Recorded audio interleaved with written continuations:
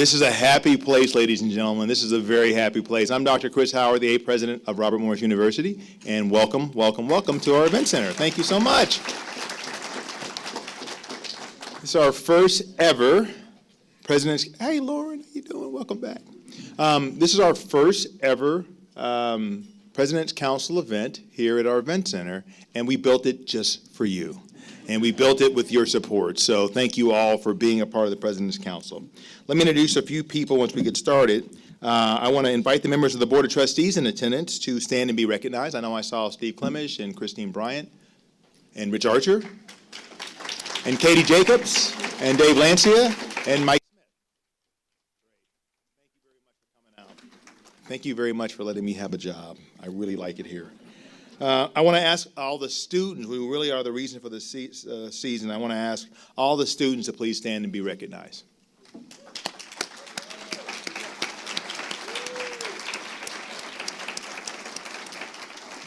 Outstanding video. I also wanted, before I get started, I wanted to thank Jen Young and the development staff and the folks for pulling this together.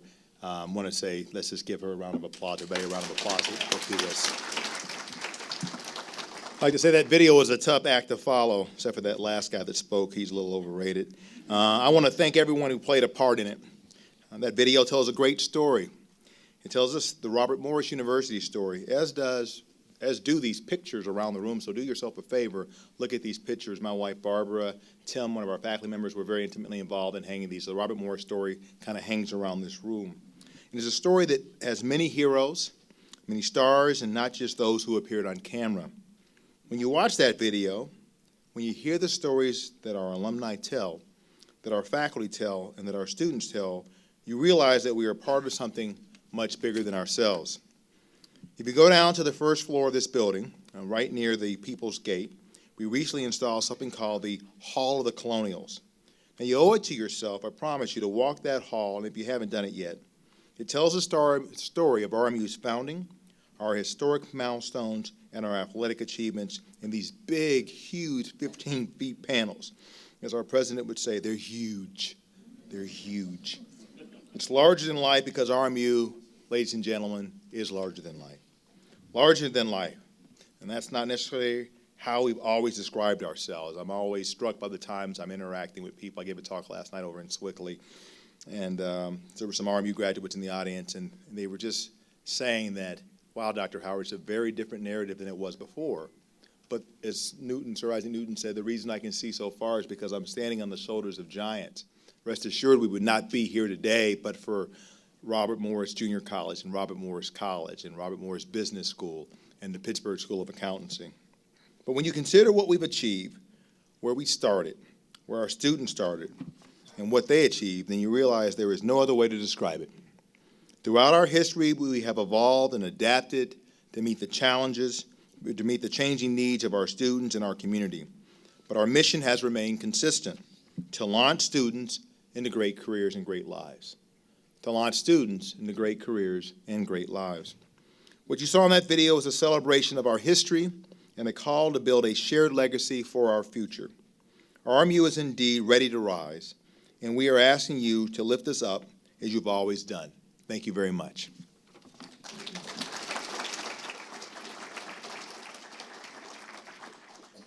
Now tonight I have the pleasure to recognize those donors who have contributed to RMU for 25 consecutive years.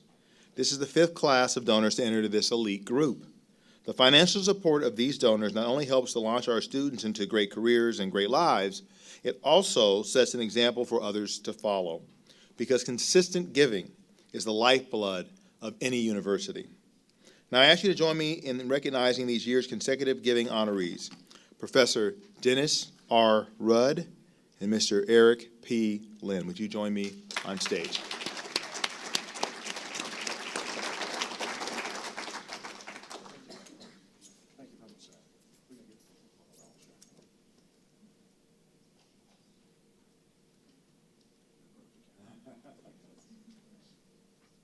Now, in 2011, the Board of Trustees created the David J. Malone Volunteer Service Award to honor a person who did not graduate from Robert Morris University, but who also demonstrated outstanding service and leadership to the university. I was with somebody today, Dr. Tony Yates, Steelers physician for many, many years, and we were jokingly, and he said, is there anybody in a 75-mile radius that doesn't know David Malone? So I thought that was a great tribute to the kind of guy that he is and his giving heart. And this year's recipient of the David Malone Award is much in the same spirit. The award is presented when a person is overwhelmingly deserving of the honor. We have such a person here today. Greg Spencer served for 20 years on the RMU Board of Trustees because his wife Janet let him. And he and his wife Janet have been generous donors to the university, endowing a scholarship and supporting the RMU Student Emergency Fund. Greg Spencer is the CEO of Randall Industries, a chemical manufacturing company, and a fellow veteran of the United States Air Force. He spent 22 years at U.S. Steel, rising to General Manager for Human Resources before joining Equitable Resources, now known as the EQT Corporation, as Vice President for Human Resources. He later became Senior Vice President and Chief Administrative Officer for EQT. Greg's extensive community service includes stints as Interim Vice Director of the Manchester Youth Development Center, which he worked with Cheryl Walker, who was on the video before, and the Executive Director of the Hill District's Martin Luther King Jr. Reading and Cultural Center. Greg is the Chairman of the Board of the Poise Foundation and serves on the board of the African American Chamber Foundation, Pittsburgh's Theological Seminary, and UPMC.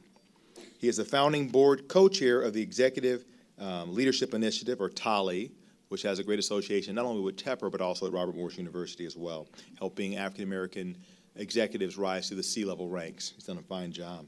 They graduated their first class about 2 months ago. He's also a business mentor with the Pittsburgh Fellows and an active member of Bethel AME Church's Board of Trustees. George is a cum laude graduate of the University of Pittsburgh. Ladies and gentlemen, join me in celebrating our David J. Malone Award recipient, Greg Spencer.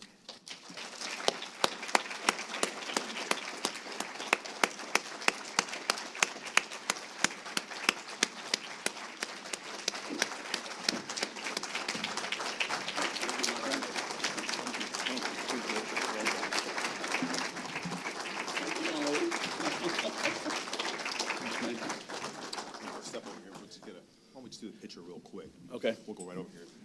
Hold Thank you very much. face. Yes, thank you very much.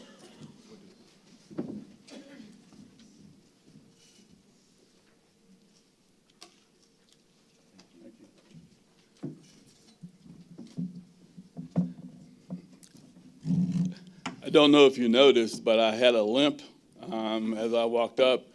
And what happened, I was playing basketball against a group of young students, and I went up for a dunk, right? And I spun around and it came down on my knee. And that's a bold-faced lie. I won't tell you how it happened. It was embarrassing. Thank you very much. I appreciate this. I know that that a lot of people suggested that I receive this award, and I'm not sure I'm deserving, but I do know that I will use this award to do what I can do in support of Robert Morris University. I've been truly a blessed guy, and I know that. And from that means I have a sense of responsibility to give back to the community. So I will accept this award as though I've earned it, but more importantly, anybody who knows my wife, Janet, is the person who really deserves this award, and I thank her for her support. Thank you very much.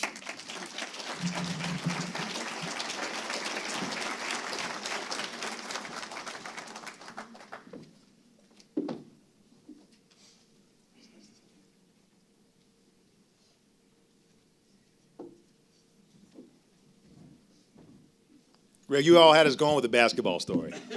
I was like singing, you and Zyra were playing basketball before this, right in the practice gym below here. Now, the Rising Star Award is given to a graduating senior who demonstrates academic success, individuality, determination, passion, and potential in his or her field of study. It recognizes that thanks to RMU's professional focus and emphasis on engaged learning, success at the university has always been a strong predictor of a great career and a great life. Jabi Hu is a senior, don't laugh at me when I said that wrong, I'm so sorry. A senior psychology major with a minor in economics, A native of China, she came to the U.S.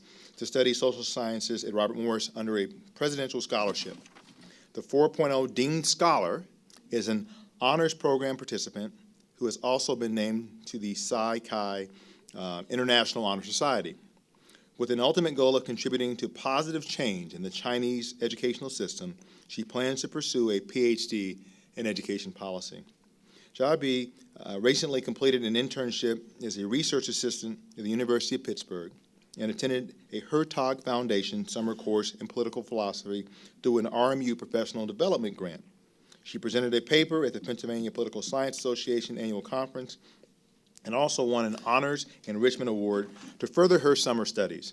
Xiaobi currently serves as president of the Nonprofit Leadership Association. She also serves as director of service for the Student Government Association and is active in the Women's Leadership and Mentorship Program. And I'll tell you, the first time I met Xiaobi, I was at, I think it was in Julianne Michaelenko's class. And this is a class that kind of preps people from our graduate programs. We may be sending 10 or 11% of our students to graduate school these days. And so it's a really wonderful manifestation of where Robert Morris is moving toward. But this class for Julianne kind of identifies those best and brightest, those rising stars, as it were. And I just remember leaving, and everybody left the class and said, who was that really smart young lady in the front row? And that's you, Xiaobi. So you were a rock star when you came here, and your star keeps rising. So congratulations on behalf of everyone. Please come up and accept your award.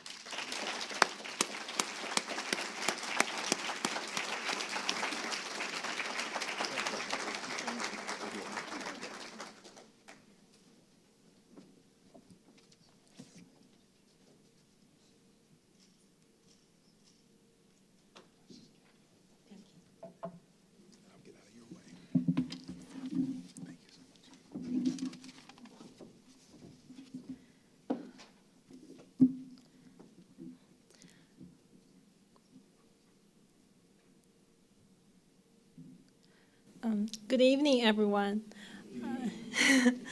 I'm truly honored to receive the Rising Star Award this year. As a grateful presidential scholarship recipient, I feel the obligation to make this speech meaningful to you. I would not have imagined standing here 4 years ago when I was a high school student in China. Back then, I was studying purely for the college entrance exam. I thought figuring out the purpose of learning was important, and volunteering was more meaningful than blindly studying.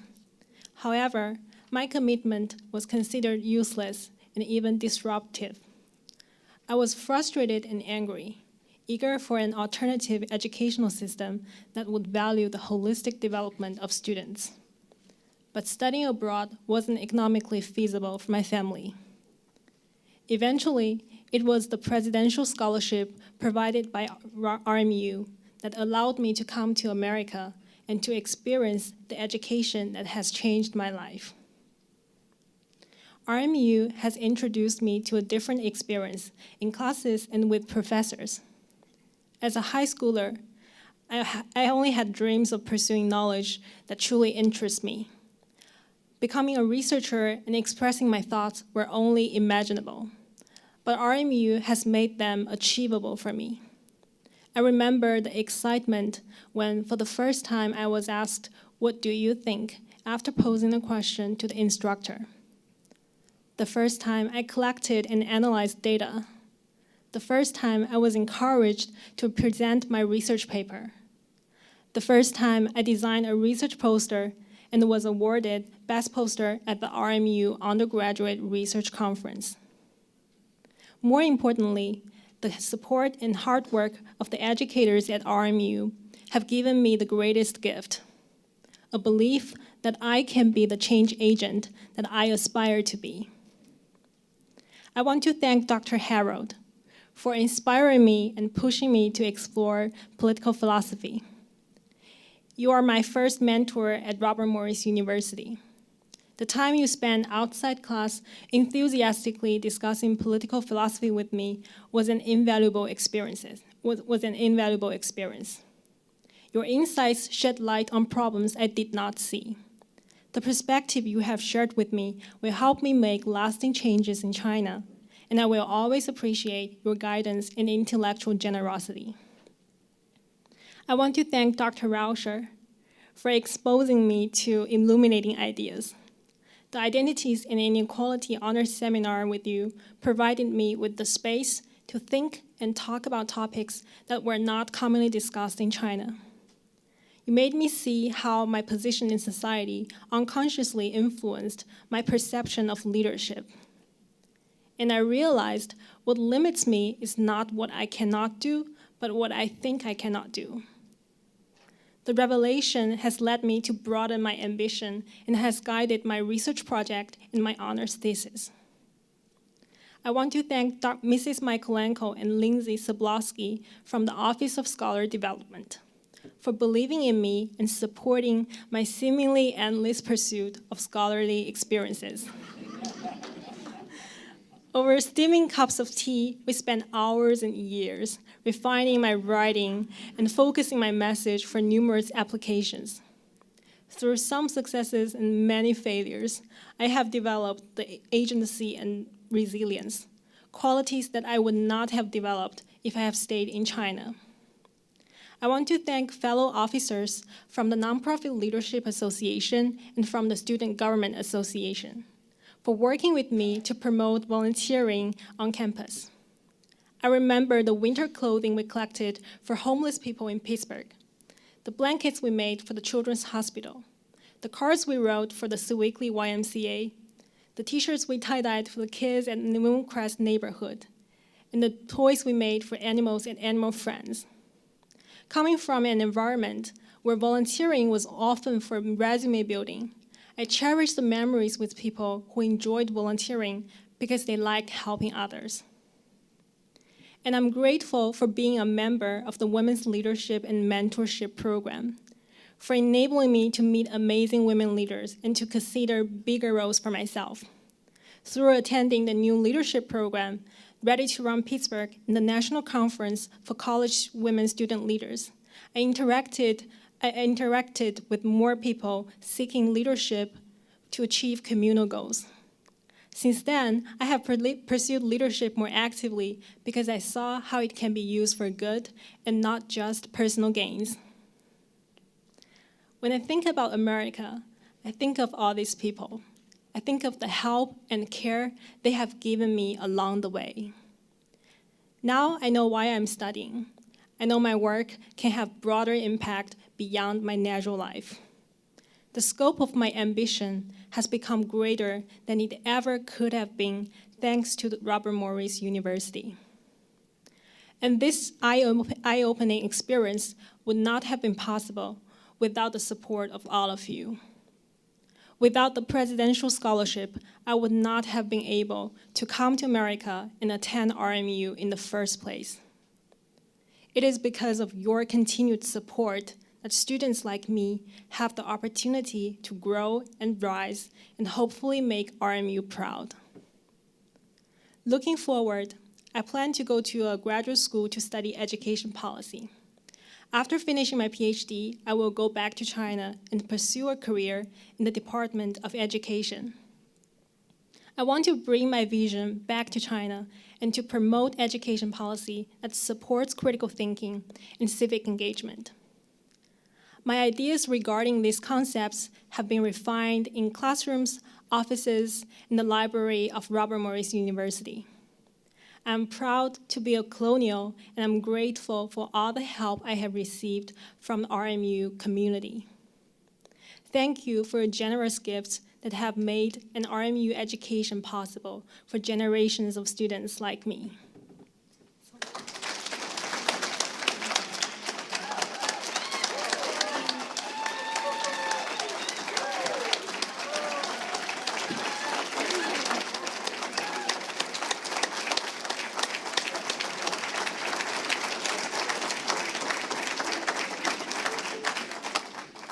I hope we recorded that.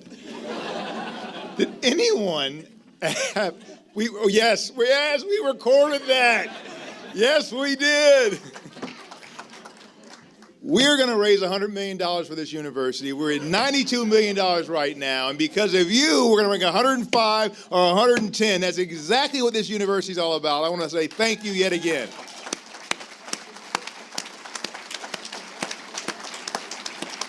And all I can also say is this. As much as I love the McPhails, I'm so happy they have to give a speech after her and not me. So, without further ado, Doug's looking at me like, Chris, don't do that. Doug, you are absolutely terrific. You got Carol with you. You're going to do just fine. Now, the Heritage Award is the highest alumni honor given by Robert Morris University. It is awarded for distinguished service and accomplishment in any field of human endeavor that brings honor to the recipient and to the university. This year, we have two recipients, Carol and Doug McPhail.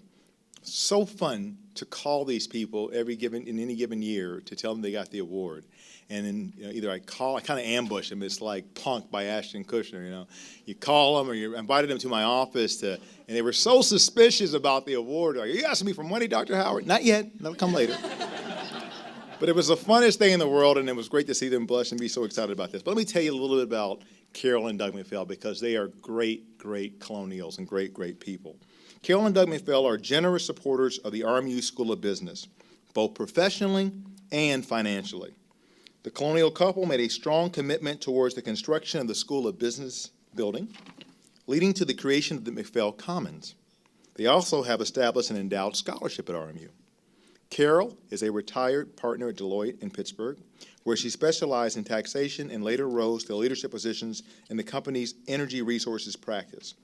Upon retirement, she joined the faculty in the School of Business, where she is an associate professor in the Department of Accounting and Taxation and the founding faculty advisor to Beta Alpha Psi Honors Fraternity. Raised in Bethel Park, Carol earned her undergraduate degree at Carnegie Mellon University, then earned a master's degree from Robert Morris University. Doug is a senior vice president, portfolio management director at Morgan Stanley, where he leads the McPhail Group investment team. In nearly 40 years with the firm, Doug has managed portfolios and guided wealth and retirement planning for individuals and businesses. A New Jersey native, Doug came to Pittsburgh to attend Robert Morris and graduated with a degree in marketing, beginning his career as a stockbroker in a local investment firm. He didn't tell him what year he came here. I love it. You'll tell him. Okay, good. A dedicated supporter of the School of Business, Doug has been a member of its Board of Visitors for the past decade. Both Doug and Carol McPhail are active in their community. Carol is a member of the board of the Frick Pittsburgh with Barbara, my wife, and a North Hills Community Outreach. And Doug serves on the boards of the Mentoring Partnership of Southwestern Pennsylvania and the Crohn's and Colitis Foundation of Western Pennsylvania, West Virginia. They live in Franklin Park and enjoy hiking, skiing, and snowboarding with their 3 adult daughters and 2 lovely grandchildren.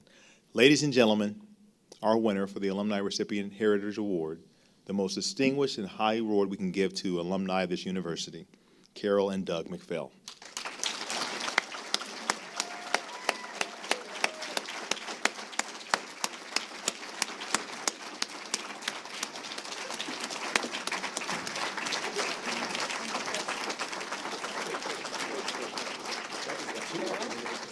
I'm gonna let you hold them and we'll put them up in a second. Oh, these are heavy. Yeah, they are. Wow, these are beautiful.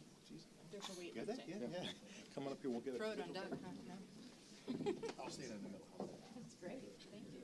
Perfect. Thank you.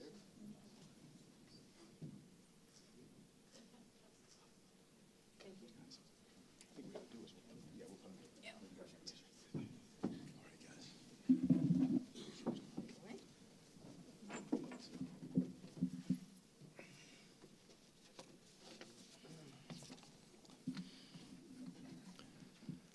Good evening, everyone.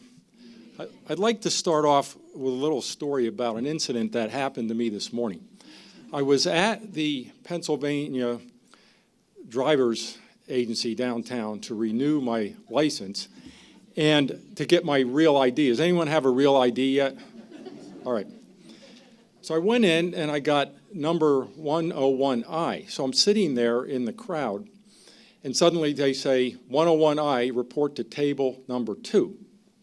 So I walk up, sit down, and this person that didn't seem too happy with his position today, he starts asking me for all kinds of forms of ID. And I was prepared for this. I had my passport, I had my driver's license, obviously, I had my registration for my vehicle, life insurance registration for the vehicle, And then he asked me, how about your Social Security card? So I pulled out my Social Security card, and it was so old he could barely read it. But then I pulled out this, my Robert Morris ID from 1972. And I said, will this work? And he looked at it, and there was this young fellow with long hair. Yes, hair and long hair. He said, no. He said, that's not going to work.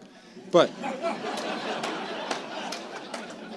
anyway, I did qualify for the real ID, and I renewed my driver's license at the center. But I want to tell you, I've carried this in my wallet since 1972, and I wanted to share with you the benefits of having this. First of all, if someone doesn't believe you once had hair and it was long, you pull it out and you show them. The other thing is you can use this for discounts because you get student ID discounts wherever you go. I go to restaurants, 20% off. Sporting events, 20% off. They're not asking me if I'm a current student. It just says, those with student ID go to this line over here. And it's a reduced price. I'm telling you, it works. Get your old student ID out.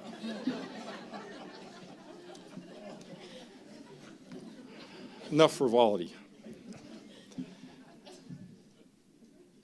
Chris, you mentioned calling us to your office, and I'm going to elaborate on that a little bit.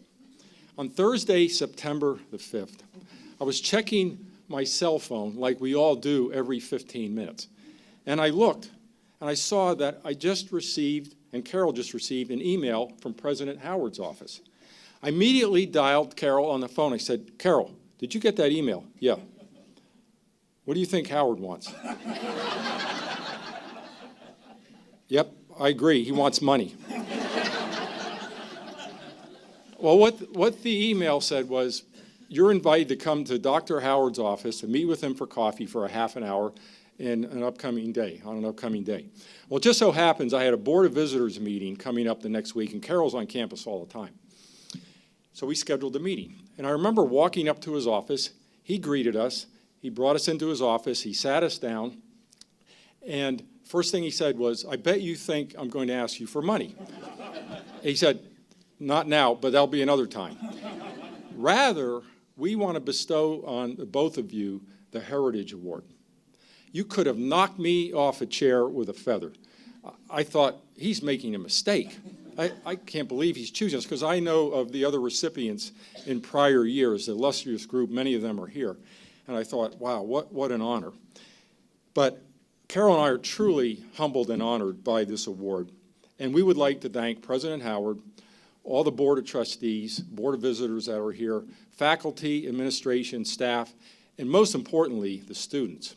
The students are the lifeblood of this institution, the lifeblood. And Carol and I are not the typical colonial couple, because we went to school in different decades here. I was here, here's the date, 1970 to 74, and she went in 1988 for her master's in taxation.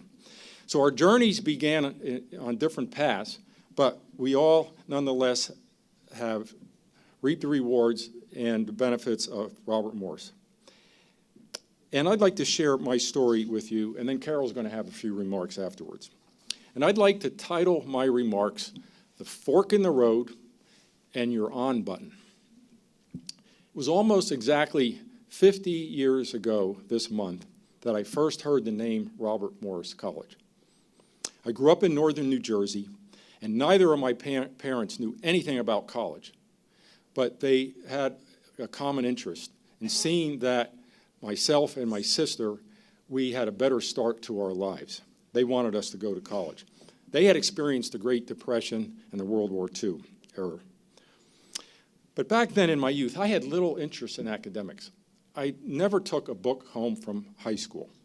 In fact, I was more interested in cars, girls, cigarettes, beer, rock and roll, and hot rodding around town. That was my interest.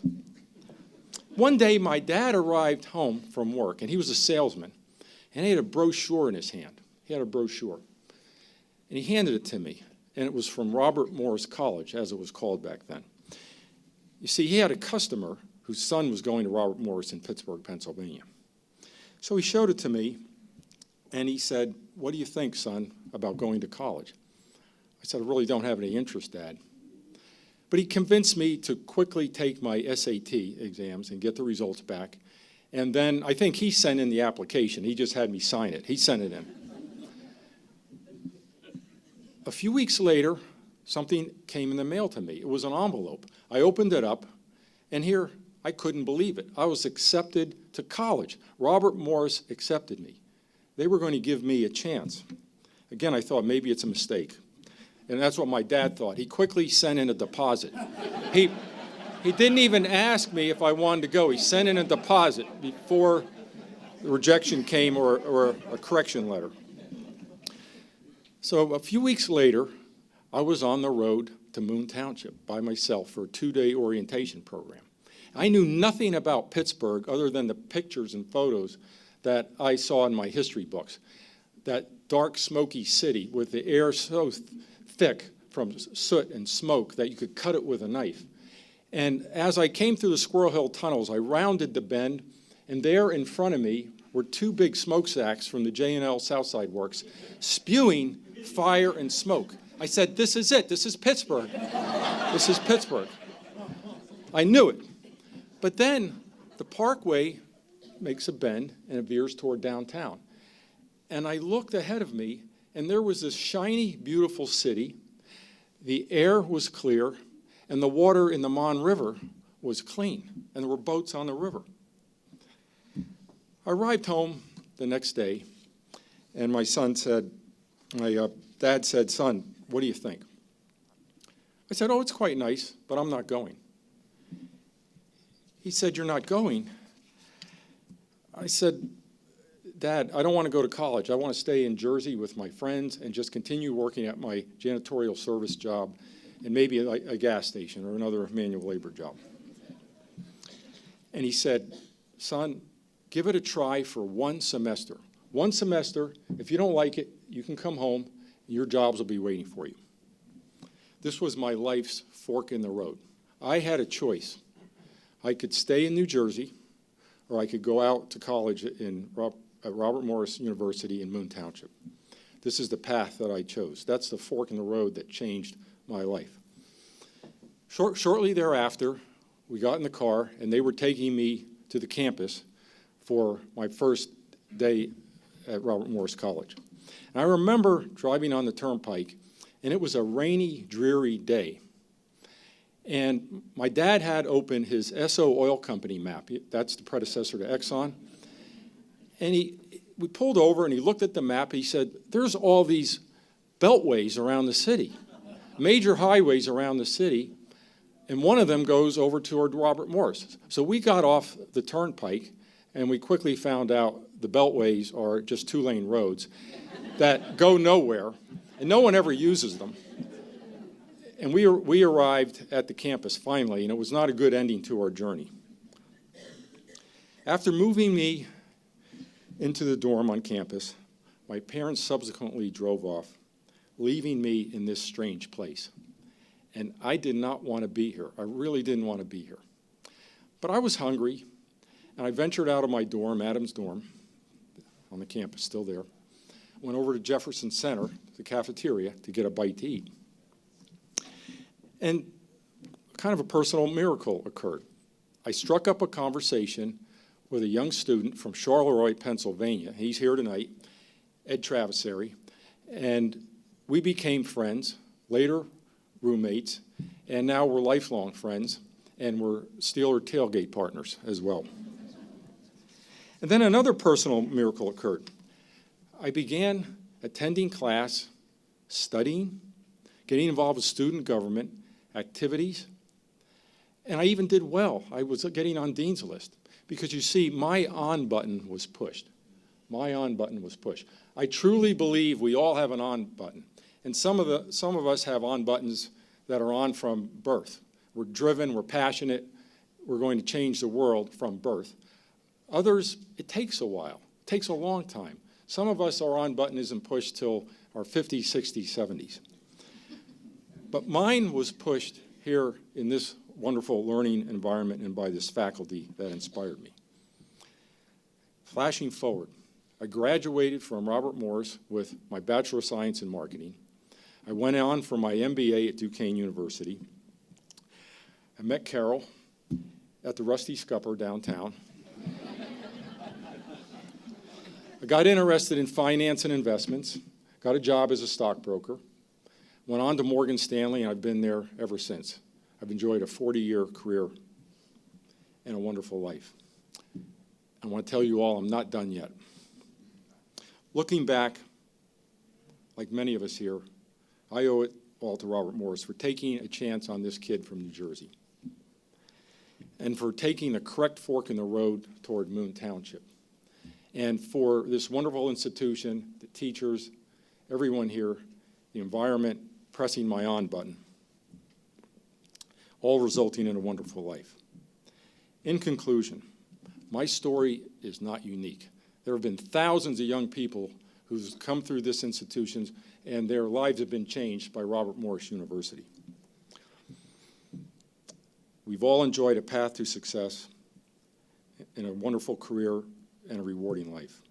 We all thank Robert Morris University. And now I'd like to introduce my parenting partner of 37 years, the most amazing, talented woman I know, and she will close out with some wonderful remarks. Carol?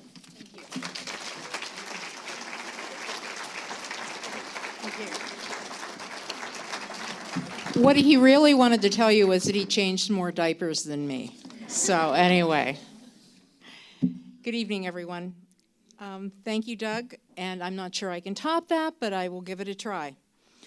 So one of the most, I would say, common denominators that Doug and I have throughout our life is that we both share a passion for whatever we get involved in. If he joins a board, they get me. If I join a board, they get him. And we kind of put 110% into everything I do. According to Doug, there is no halfway, just jump in.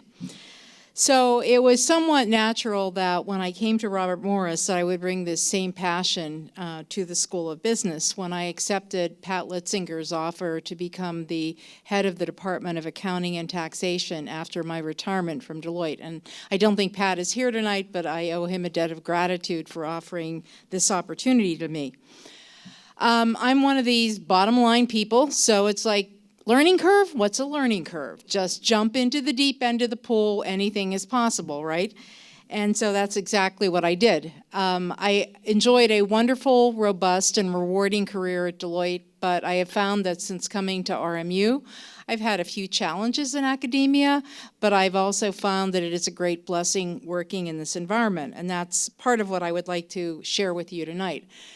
I'm a CPA and a CFP, and I got into the accounting profession at a time where there were very few women. I was one of the few women admitted to the partnership of what was the Big 8 accounting firms in Pittsburgh. We now have the Big 4, but whatever, the largest firms globally in the world. Now I'm in a position where I'm really kind of working on the front lines of the supply chain for the people that are going into the accounting profession. So that is really interesting, and also the folks that are going into the financial planning profession. In my role, I work with students to try to decide where they see themselves on the accounting spectrum, how they can prepare for the CFP and the CPA exam, and also to sort out what are the opportunities out there. Having to call a lot of companies and ask for their business, I have no fear. And it's okay for me to just call someone up and say, could you use another intern? I have someone for you. So it's really kind of been a delightful opportunity to use my sales experience for the benefit of selling for the university and our students.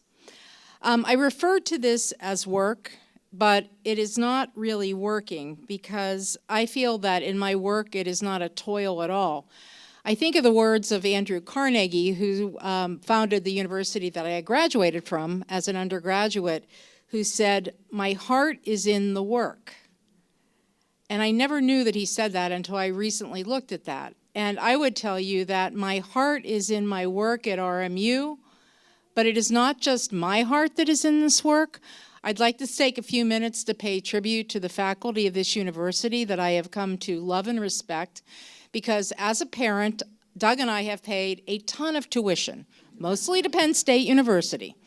And I can tell you, I did have Graham Spanier's personal email and phone number, because I threatened if I didn't get some action, I was going to call this guy. But getting things done at Penn State is one thing. Getting something done at Robert Morris to help a student is a totally different issue. And we help students every day, academically, personally, roommate changes, you name it. It's, as parents, you know, it's all those things that influence what happens at a university for your student. So at this university, the faculty's hearts are truly in the work. Doug spoke about his experiences at RMU in the 70s and the impact of the faculty. Times have changed, but in my opinion, the heart and soul of this university is very much the same. In the words that have been recently put out on a lot of billboards, we are large enough to matter and small enough to care. And I credit this to Dr. Howard for coining these lines. This is more than a tagline. It's what we continue to be today, and I see it every day in action. I've witnessed firsthand how RMU can change students' lives, but the faculty are an amazing part of this. And I have a little poem that I borrowed from something I found on my alma mater's website, but every day our faculty help our students live it, breathe it, love it, write it, rewrite it, nail it, hack it, attack it, we move, we groove, we start up, we start over, we tinker, we imagine, we dare, and of course, we dream and help them dream. I could not be more proud than I am today to teach at this university with my colleagues and help another generation develop and grow, and in Doug's words, find their on button. It's a privilege for Doug and I to receive this award here tonight and to be with you and to accept it, and we thank you very much and sincerely.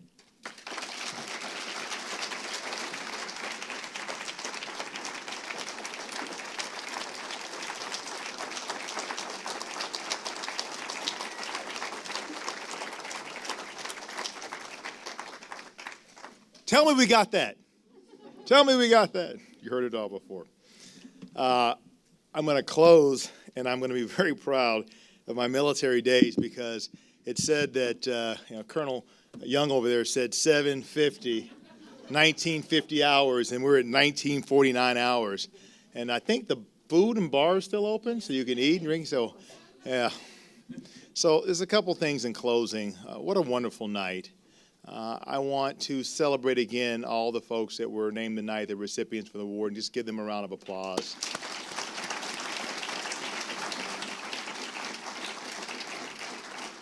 The faculty, the staff, the trustees, and members of the Board of Visitors, the alumni that make this happen, thank you all for what you do. If you don't think what you do is important, then you're on some sort of drug, and not a good one. Because what you do is extraordinarily important, and it has been for many, many, many, many years. I wanted to just say two other things as I close. Boy, we like to win at Robert Morris, right? And I just got news today. A couple months ago, the governor summoned the president's public and private to this mansion and laid down a marker. It's called PA 250, and it's a celebration of America turning 250 years old. And what the governor and the Secretary of Education wanted to do was have these competitions where teams would think about, and the PA 250 part is Pennsylvania's role in the 250 years of our nation's growth and birth and what have you. We wanted to have college teams create presentations that might market that to our fellow citizens of the Commonwealth. So what's the best way we can sell 250 to our folk? And I'm happy to report that Robert Morris, led by the faculty you alluded to, Eliade Griffinell and Professor Anthony Marietti, actually won the regional competition a few hours ago. So that's great stuff.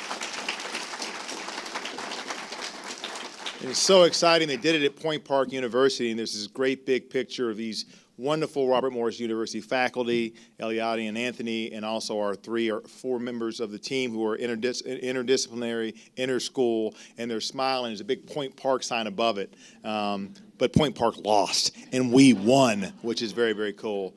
So I wanted to lift that up And then I could say a lot about athletics. We got to do athletic director Chris King and his wonderful wife Alicia. They were here. Chris, are you still here? Do you have to buzz out? There we are, right there. So, also an alum. Chris is also an alum. But we're standing above where we practice. I know we've got women's basketball. Coach Buscaglia here. You saw Andy Toole on the basketball talking about Ready to Rise. But I wanted to lift up Coach Dale Starr. The women's volleyball team is 19-3. Wow. 19-3. And they are undefeated in the conference, and they're playing here again very soon, so take your listings. And it's so wonderful for them to show the examples of leadership and character, starting off with a tough loss in the preseason scrimmage against Wheeling Jesuit. They've gone on to have one of the greatest years in the history of our program. It just says a lot about them, and I'm very, very happy for them and happy that we have this wonderful facility to support them and all of our students. So, 7:51, Jen's giving me the look. Barbara's giving me a look. We are adjourned. Enjoy yourself and be safe. Go Colonials.